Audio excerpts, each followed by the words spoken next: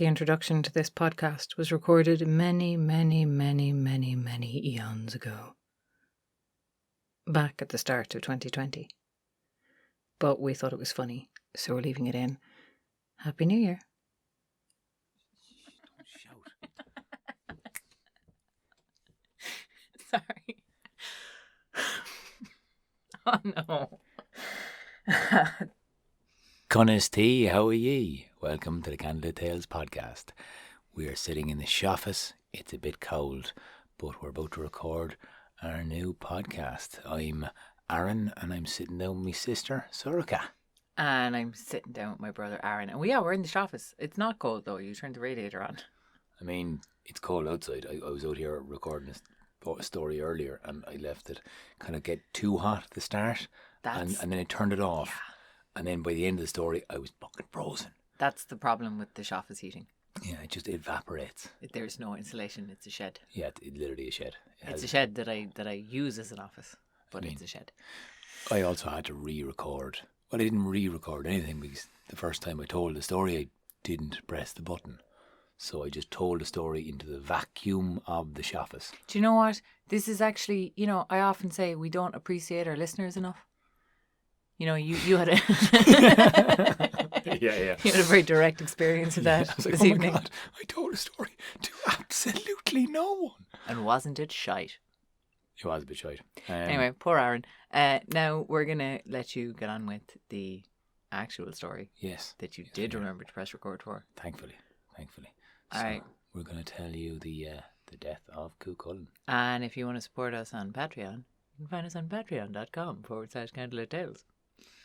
Do you want me to change in the change jar? I don't know. It feels awkward. It always feels awkward. Voice that you put on there. Look, I'm tired. Patreon.com/candlelittales, and we will graciously receive your support. We will. Also, shut up.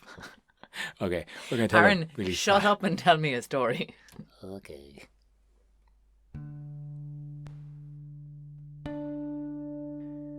One day, CúChulainn was invited to a great feast in Maeve. He travelled from his home in Dundalgan with his chariot driver Laig and his two magical horses, the most magical horses in all Ireland, pulling his chariot before him, the black of Chulainn and the grey of Maeve. As he set out, he noticed a strange sense of trepidation come before him. 3 times 7 was his age at this stage, yet so much had gone before in that short span of time. And as he travelled towards Maeve, he reflected upon the many times he'd come there before. Since the very first, when he was still known by the name his mother had given him, Setanta. Shortly afterwards he faced Cullainn's hound, and when Cafa the Druid told him the name CúChulainn would live on the lips of storytellers till the end of time, well, he quickly changed his name, and had been known by that name ever since. He knew he had been destined for great things. Everyone in Ulster said it, from the time of his birth. And now he was very much the uncontested champion of Ulster. Unbeatable though he was in combat, he still somehow felt that, up until now, no great victories were truly his. And however fierce his reputation had been, once he'd been trained by Scahach the Shadowy One on High Hill Alba, there was no one who could stand against him. It had been Scahach, after all, who had gifted him the great magic spear, the Gaebulga, crafted out of the bones of sea monsters. He thought of Ferdia at the ford, and Canla on Ballia's strand. For all the victories it had brought him, there had been no glory, only tragedy and heartbreak. As he came close enough to see the warm lights of Maeve, a crow flew past him. He was reminded of the Morrigan, the goddess of war whose advances and offers of help he had refused, leaving her insulted and infuriated. A cold shiver went down his spine. The Morrigan was the guardian of his death, and he knew she was always watching. He had killed so many men of Ireland during the cattle raid of Cooley for the Brown Bull that it was said that everyone in Ireland had a blood debt to CúChulainn. He had killed a powerful druid by the name of Chulainn and his 27 sons and sister sons at the ford. He wondered at this strange thought, and wondered of all the men he had killed why this, now, Chulainn was springing to mind. He dismissed it as an old memory and went on his way. Better left alone, he thought. On this day he had been called to Owen Maca to attend a feast in his honour. He had no knowledge of what was in store. As he entered the hall, he was given a warm reception. A feast was laid out before him. The men and women of Ulster praised him, and King Crahor MacNassa gave him the champion's portion before anyone else was served. Food and drink flowed, and CúChulainn's troubled mind was laid at rest as music filled his senses. King Crahor was not so at ease. He ate little and motioned only for the musicians to keep playing long into the night. The king had every right to be worried. The fighting men of Ulster were this moment struck down by the pains due to the curse of Maca. And he knew CúChulainn's life was in danger. An army was on their way to destroy him, and Crahor knew that if his champion CúChulainn was killed, the end of Ulster's golden era as the most feared province was at its end.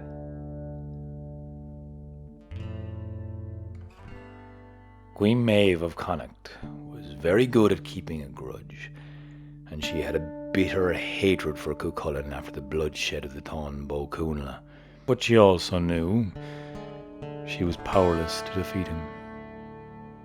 This was why she had been waiting for 6 very special people to return from learning druidic magic and training in dark arts till she could do anything about it.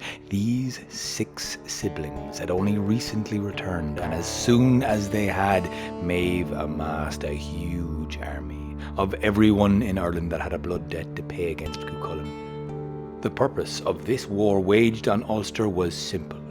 They fought for no spoils, no cattle, nor bulls. Maeve meant only to set out and kill CúChulainn. Since nearly everyone in Ireland at this time had similar feelings towards CúChulainn, it was not very hard to gather a great force to march on Ulster. Everyone knew or was related to someone who had been killed by CúChulainn in one fight or another. But Queen Maeve had little hope in any of these warriors doing anything other than setting off the curse of Maca and removing the rest of the Crave Rua from the fight, a valuable thing indeed. But the 6. It was all about these 6 young druids recently returned to Ireland, 3 boys and 3 girls. Sextuplets. These were the last remaining children of the mighty druid, Chulainn. Though CúChulainn had killed the druid along with his 27 sons and sister sons by the edge of the ford during the Táin Bó Cúailnge, Chulainn's wife had watched him die, with children growing inside her womb.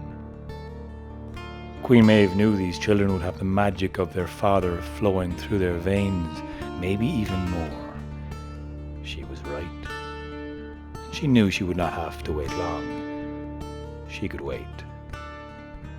She wanted to maximize their power, so when they were born she made sure they wanted for nothing, and she was sure they were sent to bed with the story of their father's death in their ears. And any time she could, she would tell them who it was they should blame, who had killed their father, the vicious Hound of Ulster.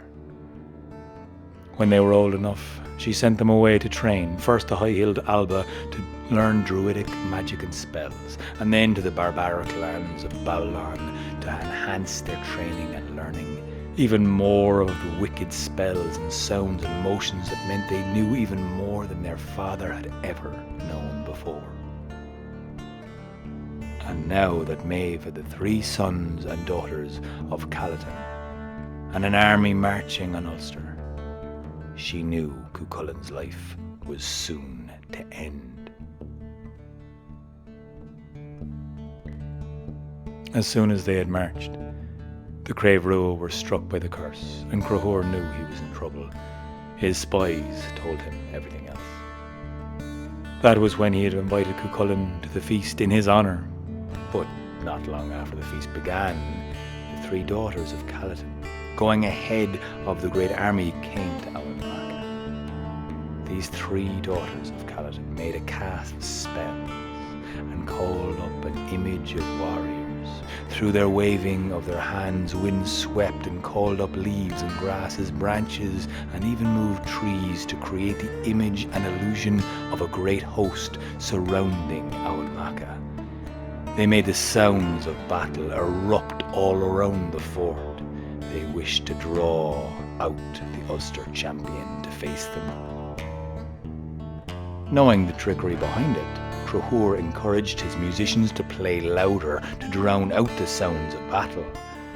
So no matter how much noise the daughters of Calatin created and made with battle cries, war drums, shrieks of death and clashing of swords, Cruthor's musicians and minstrels matched it with their own beating of bowrons, fierce melody and joyous song to distract their hero, CúChulainn.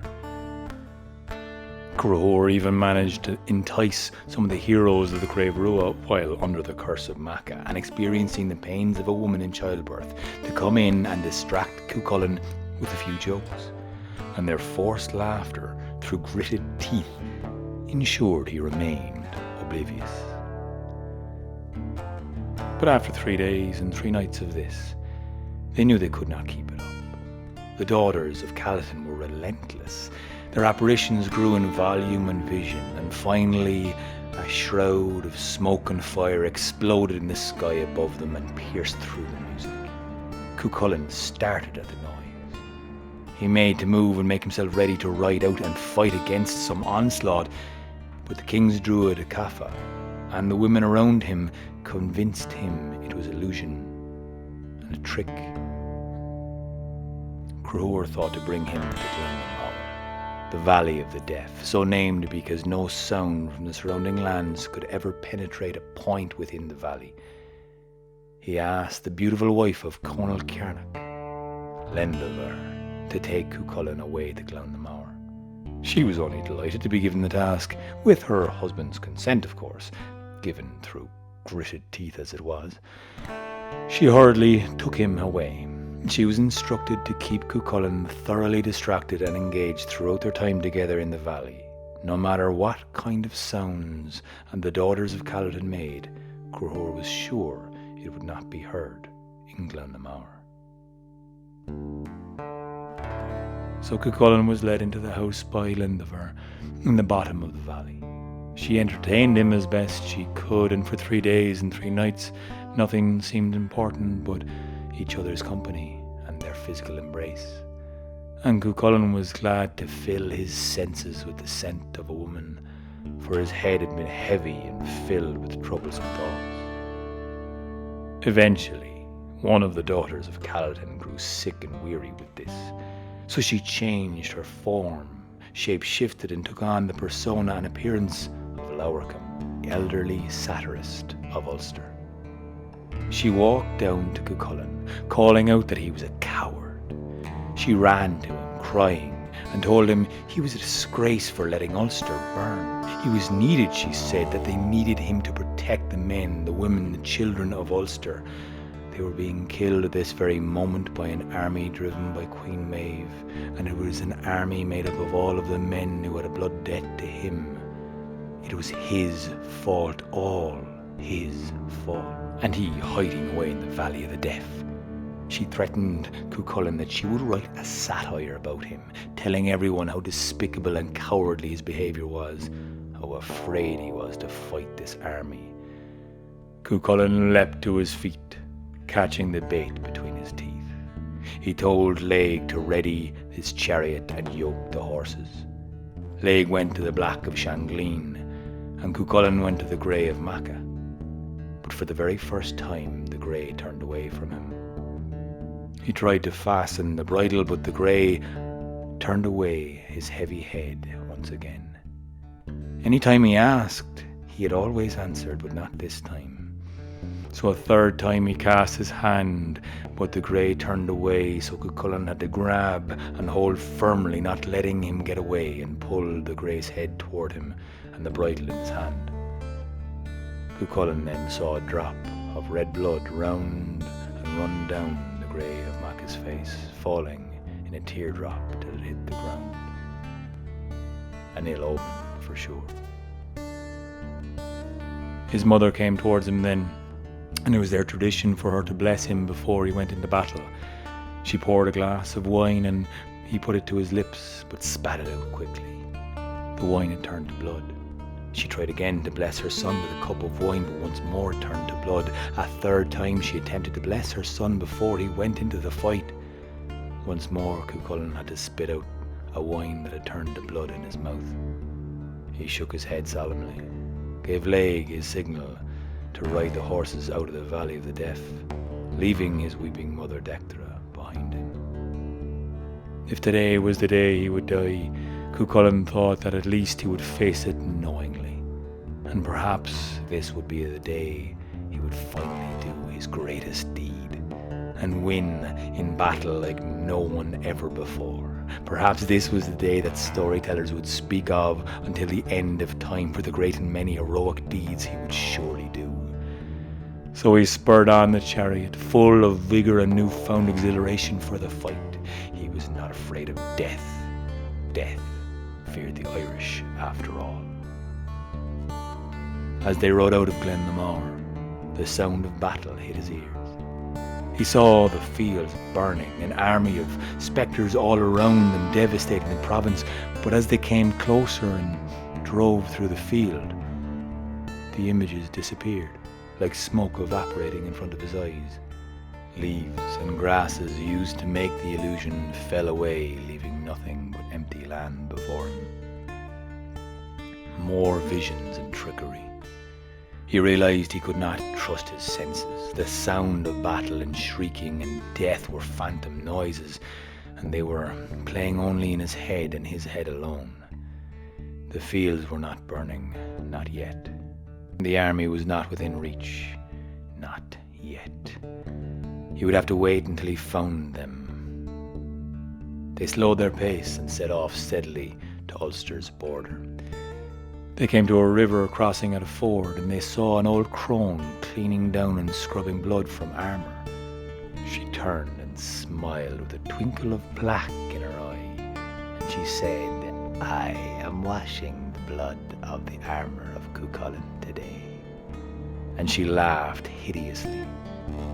He recognised the Cailleach, the Morrigan in this shape, and they drove on. But it was not long until they came to a clearing by the side of the road. 3 women were about a fire, and they called CúChulainn to join them. They offered him meat. He accepted at first, not wanting to seem rude, but then fell back and rejected once he realised what they were eating.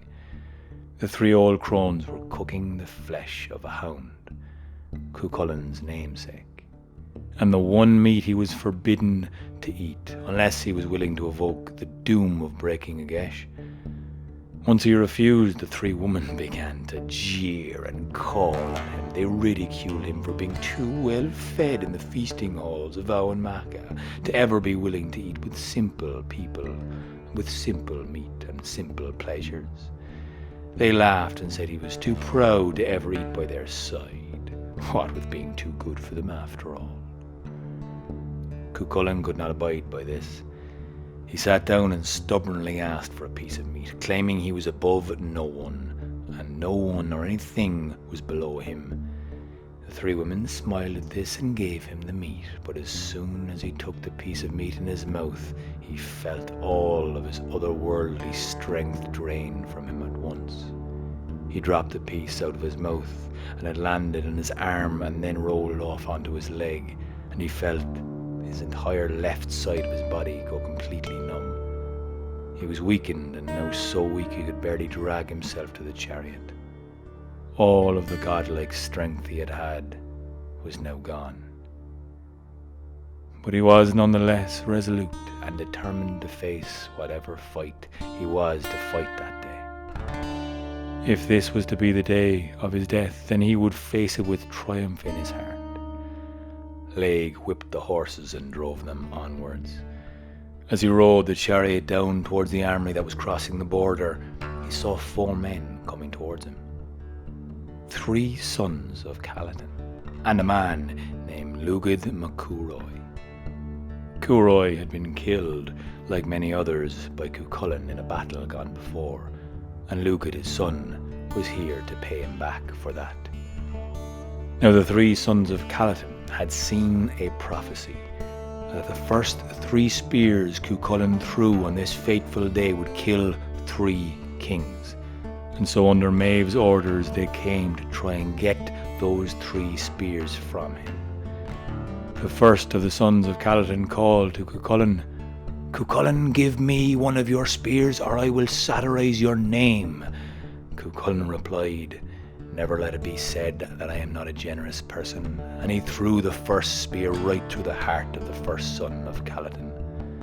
Then Lugad MacCúroy picked up that spear and threw it back at CúChulainn, missing him by inches but hitting Laig, his charioteer and best friend, right through his breast. Laig fell with the spear right through him, breathing his dying breath on the ground. Through sudden tears, CúChulainn saw the second son of Culainn coming towards him, and then he asked for a spear too. CúChulainn refused, saying he had given enough to satisfy his honour, but the son of Culainn threatened to satirize Ulster if he did not.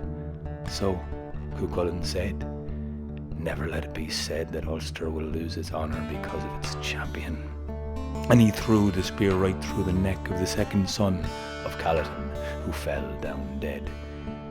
Once more Lugad MacCúroy retrieved that spear, took aim and threw it at CúChulainn, but he missed him again, and instead the second spear went through the neck of the Grey of Macha, who cried a desperate, ear-piercing shriek and kicked till at last he too fell and lay down and died.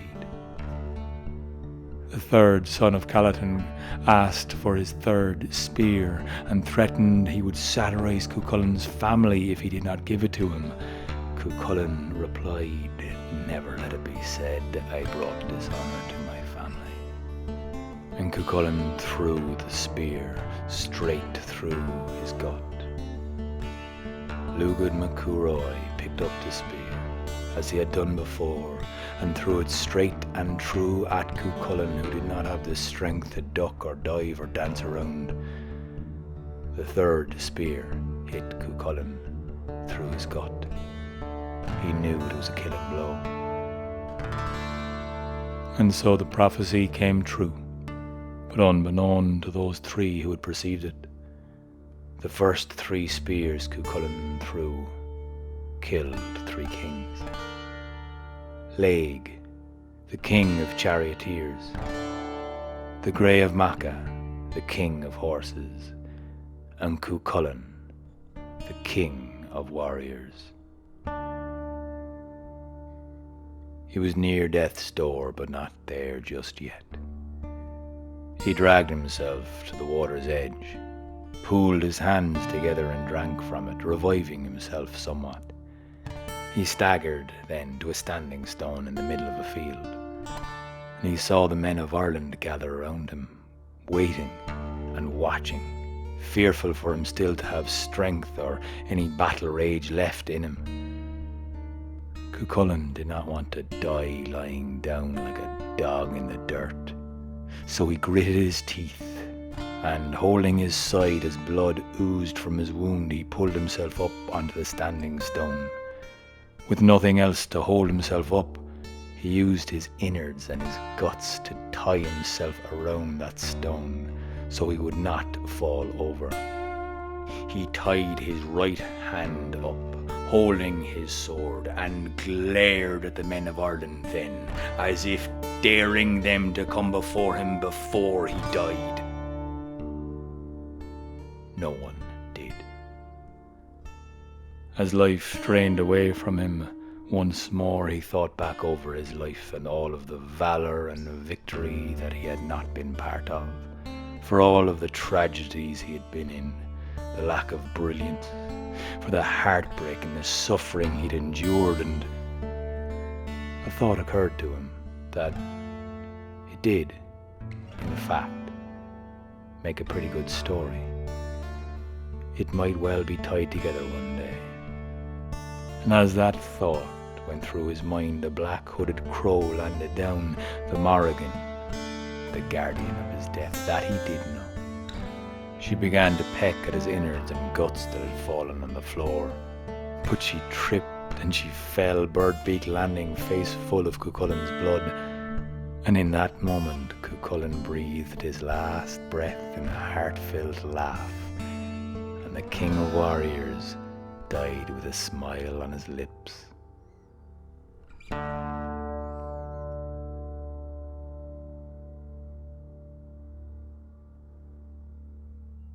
This podcast was produced and edited by Rory O'Shea and Oisin Ryan, with music by Rory O'Shea.